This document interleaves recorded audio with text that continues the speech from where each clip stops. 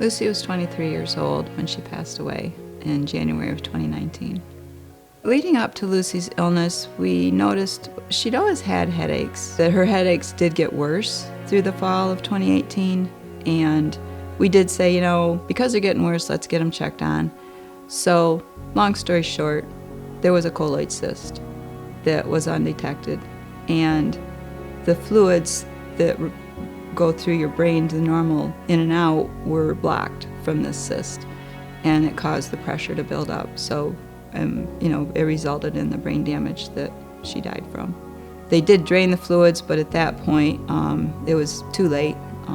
The brain swelled later that day, and we were told at that point that there would be no recovery.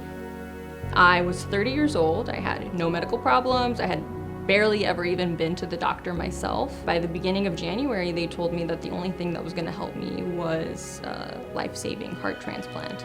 At that time, I remember the doctors told me I only had days to weeks left. Had I gone on with my, own heart, or had we not found a heart? So within a month, less than a month of my life, I went from being a completely normal, healthy 30-year-old to a transplant recipient. In that process, organ donation popped into my head. And I thought, you know what? That way, Lucy could help other people medically, and a part of her would still be alive. Lucy's heart went to a 30-year-old woman at the time. She was 30 in Pennsylvania.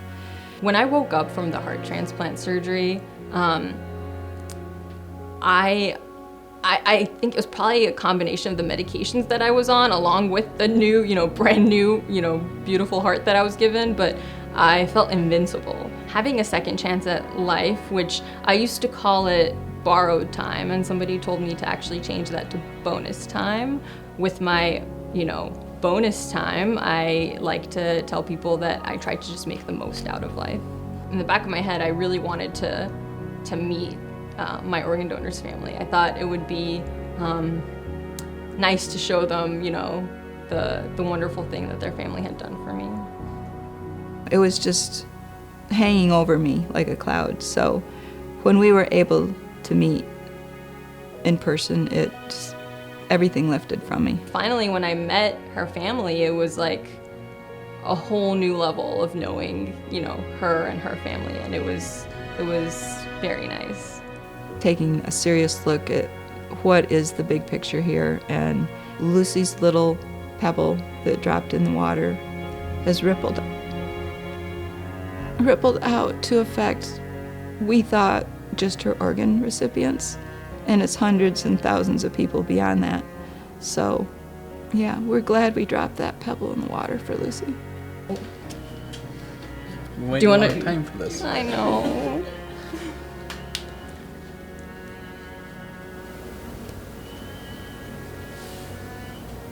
I hear it now. Music to my ears. Unreal. Oh, Thank you so much. no, thank you.